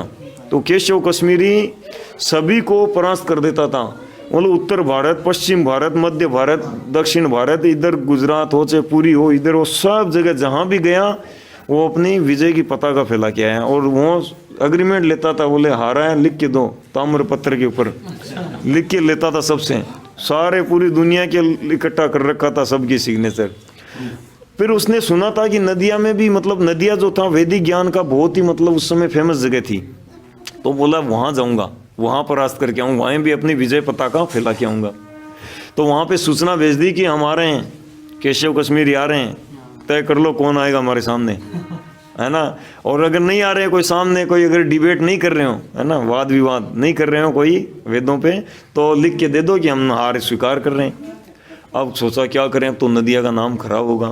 तो पंडितों ने सोचा कि हमारे तो निमाई पंडित को आगे कर देंगे, अगर वो इसको अगर हरा देगा तो हम कहेंगे बच्चे को हराया है, और अगर हमने और निमाई ने इसको हरा दिया तो कहेंगे बच्चे से हार गए, हमारा तो कहना ही क्या।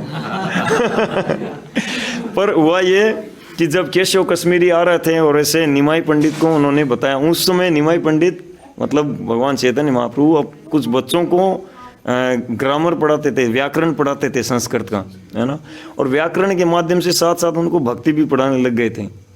तो ऐसे गंगा के तट पे पढ़ाते थे, पहले ऐसे बिल्डिंग नहीं होती थी, पढ़ना है मतलब सुबह सुबह, है ना, जैसे रोशनी हुई, मतलब सूर्योदय हुआ उससे पहले ही सब जाके गंगा स्नान किया और वहीं बैठ के पढ़ने बैठ गए थे, है ना, अपने आसन वासन लगा के, तो वहीं पढ़ रहे थे।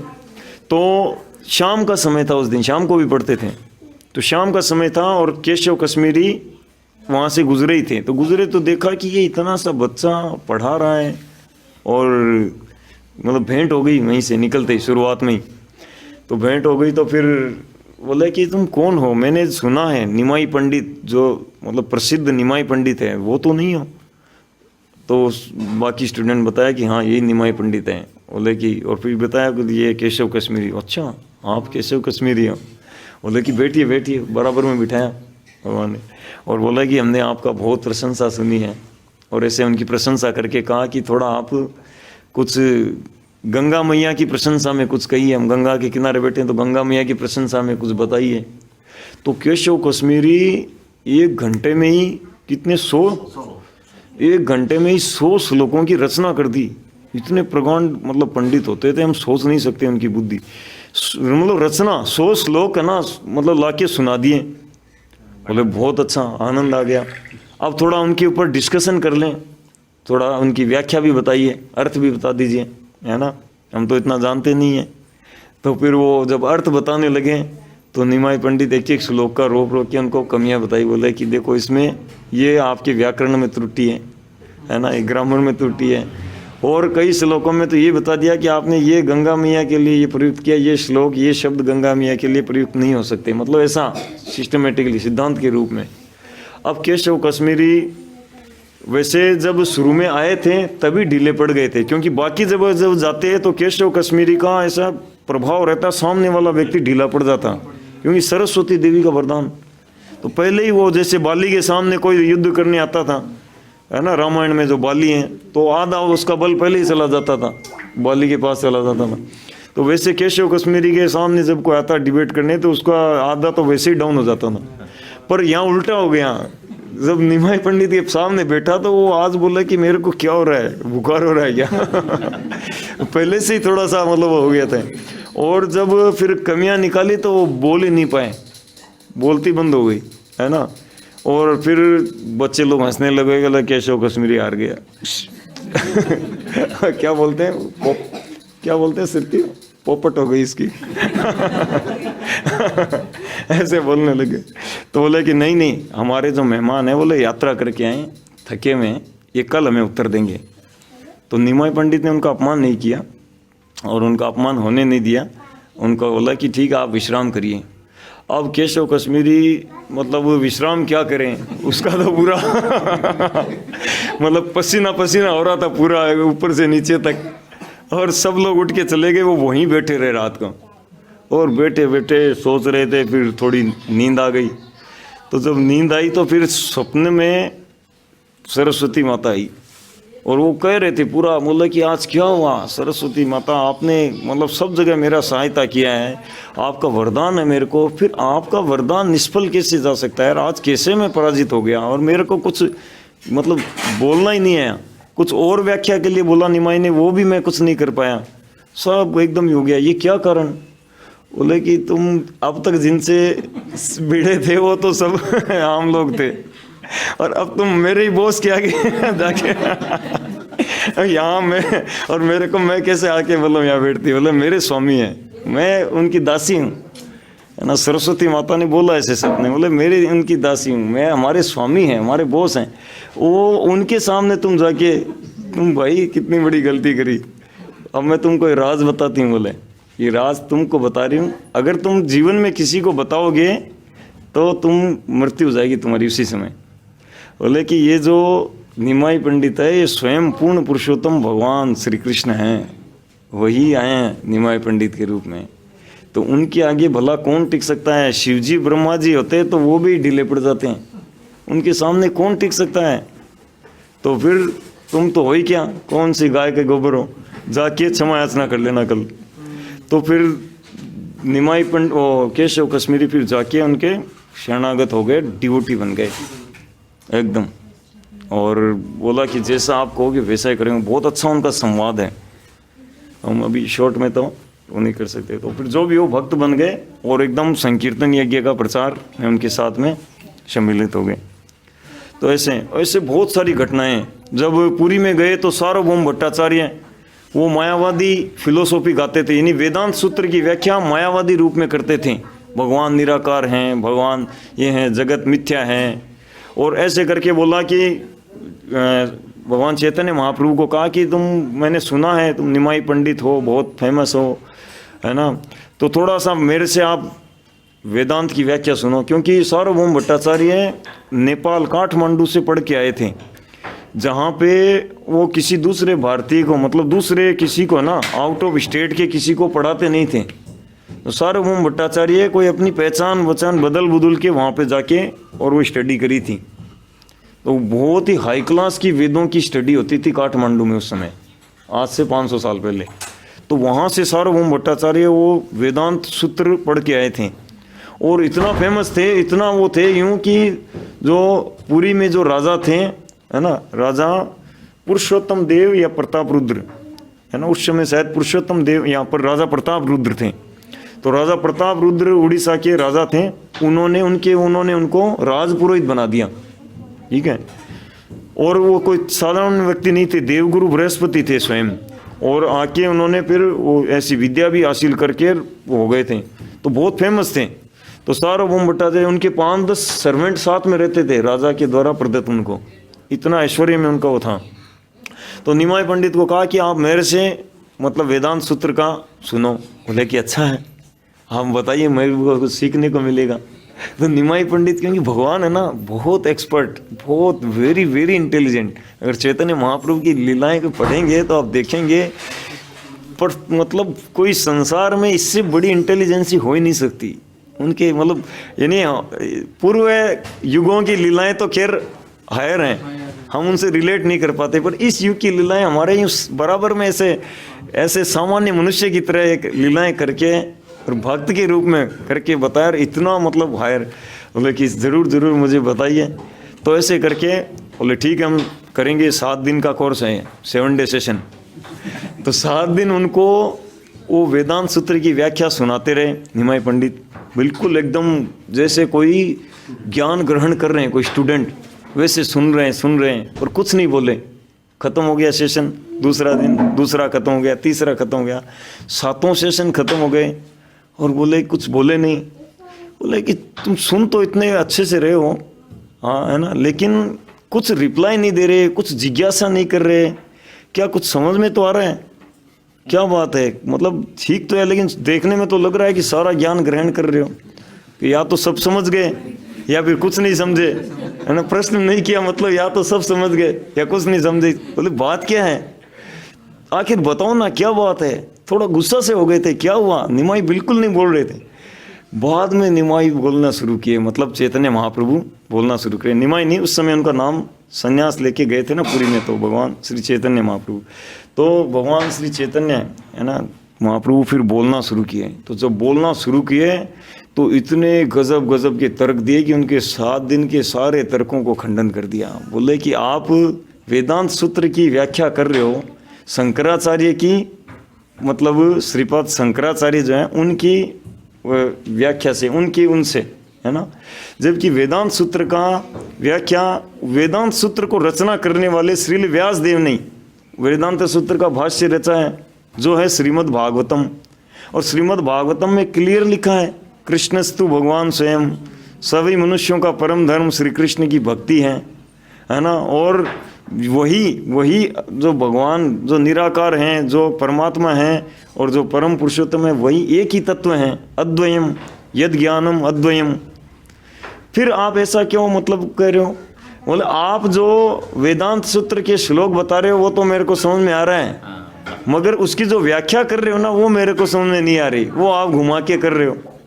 ऐसे करके पूरे, मतलब ये श्रीमद् भागवतम जो इस्कॉन में श्रीमद् भागवतम प्रकाशित है ना, उसमें प्रथम स्कंद में प्रभुपाद जी ने भूमिका में ये भगवान चैतन्य महाप्रभु का जीवन चरित्र दिया है, तो उसके अंदर ये डिस्कशन दिया है, आप पढ़ सकते हैं उसमें, वो जो सारे तर्क जो उन्होंने खंडन किए, तो पूरा एकदम जब तर्कों को सारा एकदम खंडन किया, तो वो सार्वभौम भट्टाचार्य, क्योंकि प्रकांड मतलब विद्वान थे, वो तुरंत समझ गए कि बोले ये सामान्य मनुष्य नहीं हो सकता, बड़े से बड़ा देवता भी, बोले देवता तो मेरे डिसाइपल हैं उनको मैं ज्ञान देता हूँ, वो भी नहीं हो सकते, कोई महर्षि भी नहीं हो सकता, ये मतलब आप कौन हो। बोले आप तो मतलब सामान्य व्यक्ति नहीं, और भगवान के अलावा किसी में ये संभव नहीं है, इतना सारा मतलब इस तर्कों को इनको काटना। तो वो फिर उनके शरणागत हो गए। फिर भगवान ने उनको षडभुज रूप दर्शन कराए थे, है ना, यानी 2 हाथों में श्री रामचंद्र धनुष और बाण लिए, 2 हाथों में श्री कृष्ण बांसुरी लिए, और 2 हाथों में श्री चैतन्य महाप्रभु दंड कमंडल लिए, है ना, सन्यासी का वेश।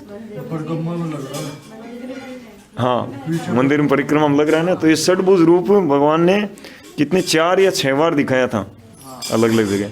तो षडभुज रूप दर्शन कराया और फिर सार्वभौम भट्टाचार्य बिल्कुल डिवोटी बन गए और उन्होंने भगवान के गुणगान में 100 श्लोकों की रचना करी थी।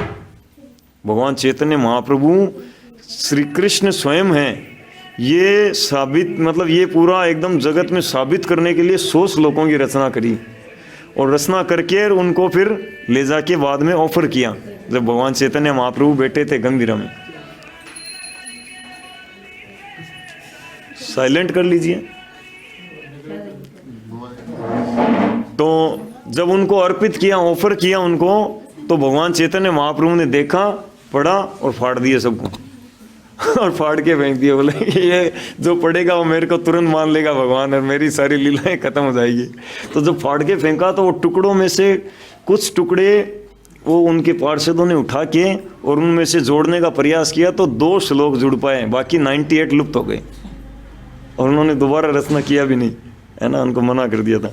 तो वो 2 श्लोक बहुत फेमस हैं, उनमें एक श्लोक वो है, वैराग्य विद्या निज भक्ति योगम सिखार्थमे तत्पुरुष पुराण।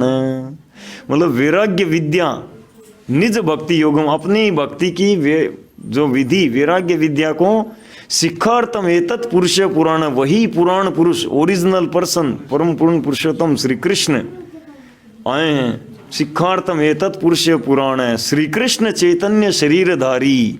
किस रूप में आए हैं? श्री कृष्ण चैतन्य महाप्रभु के रूप में आए हैं।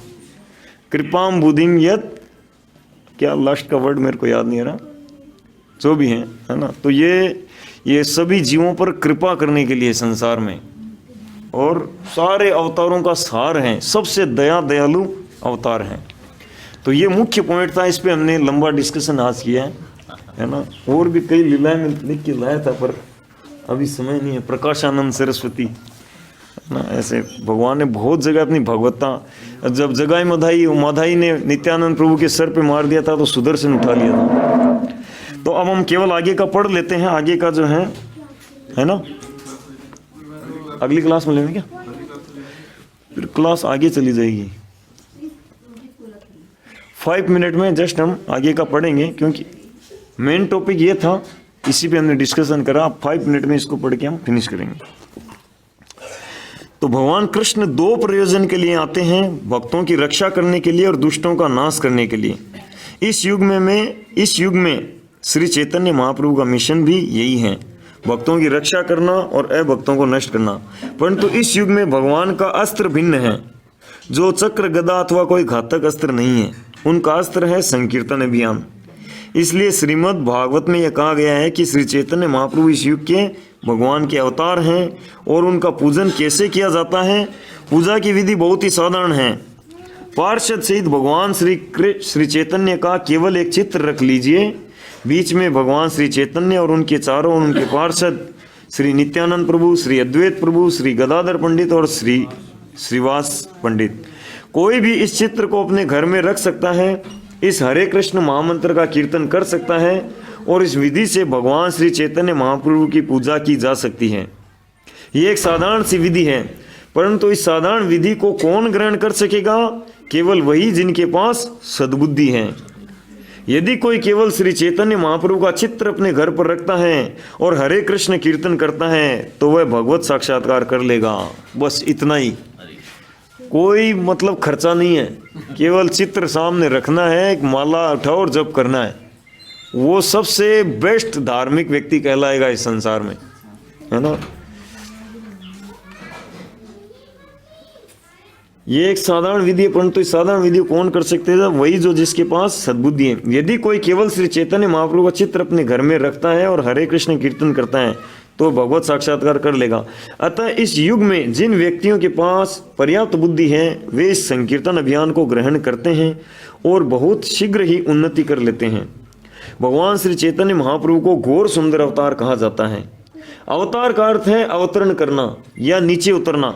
जिस प्रकार कोई व्यक्ति भवन की 5वीं मंजिल या 100वीं मंजिल से नीचे आ सकता है, उसी प्रकार एक अवतार परव्योम के वैकुंठ लोकों से नीचे आता है। भगवान श्री चैतन्य महाप्रभु इस युग के अवतार हैं और वैदिक साहित्य में उनका वर्णन आता है।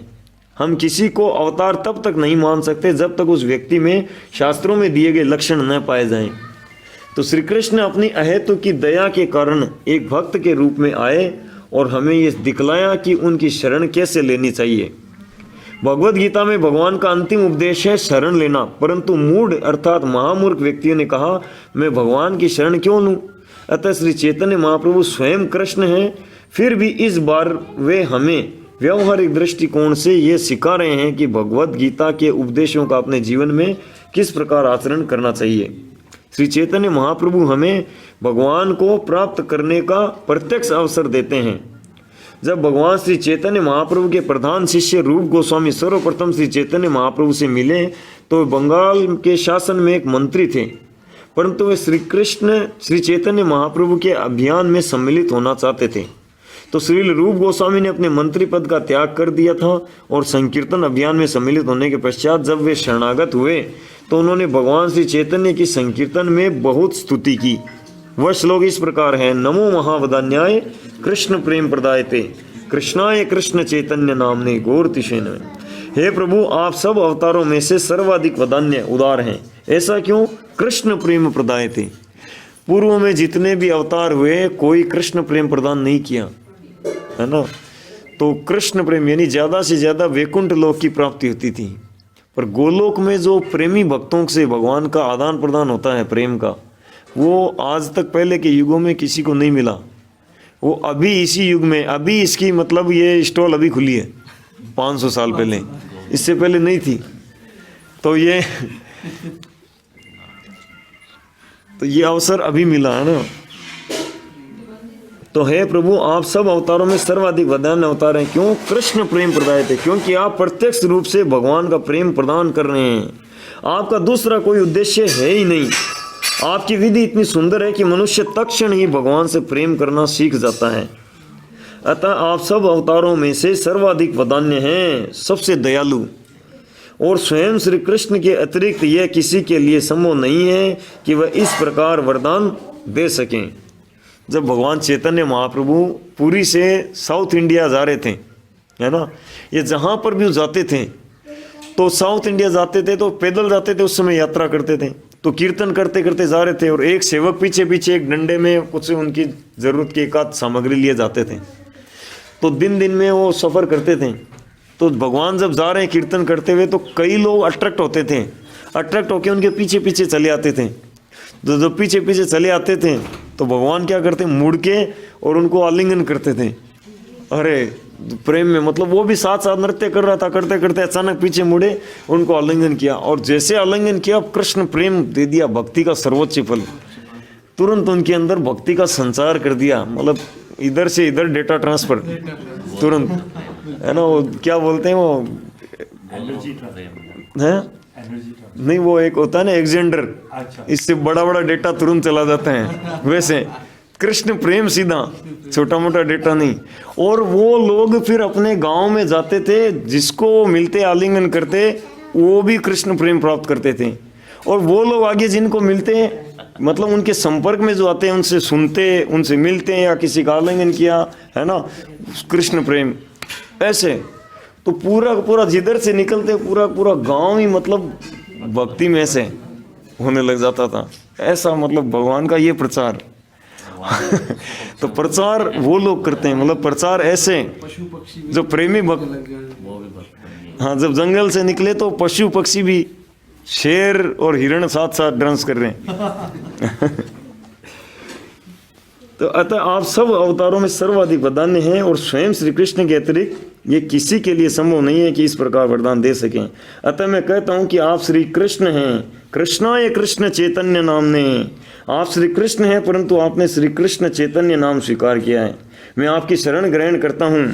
तो भगवान चैतन्य की यह विधि है। श्री चैतन्य महाप्रभु स्वयं श्री कृष्ण हैं, और वे एक साधारण विधि द्वारा यह शिक्षा दे रहे हैं कि किस प्रकार भगवान का प्रेम विकसित किया जाए। वे कहते हैं केवल हरे कृष्ण कीर्तन करो, हरिर नाम एवं केवलम कलो नास्तेव नास्तेव नास्तेव गतिरन्यता। इस पूजा में हरे कृष्ण महामंत्र का केवल कीर्तन करते जाओ, इसके अतिरिक्त और कोई विकल्प है ही नहीं। भगवान श्री चैतन्य महाप्रभु के द्वारा भगवत प्रेम प्राप्त करने की कीर्तन विधि संकीर्तन कहलाती है। संकीर्तन एक संस्कृत शब्द है। सम का अर्थ है सम्यक या पूर्ण, और कीर्तन का अर्थ है कीर्ति यानी यश, गान या वर्णन करना। तो पूर्ण वर्णन का अर्थ है परम तत्व श्री भगवान की पूर्ण कीर्ति।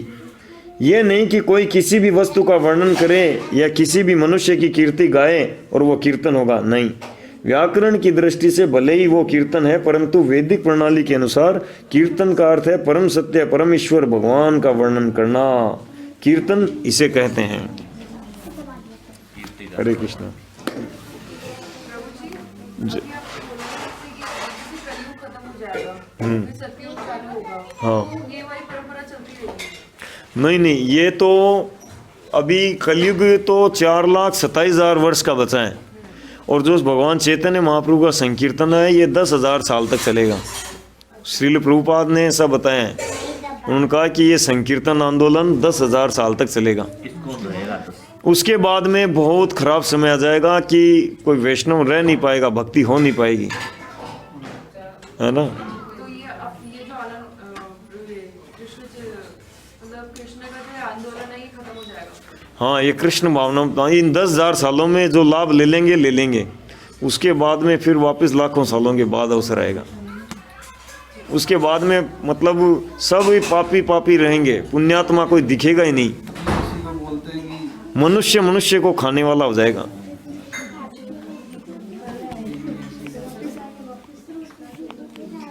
हरे कृष्ण।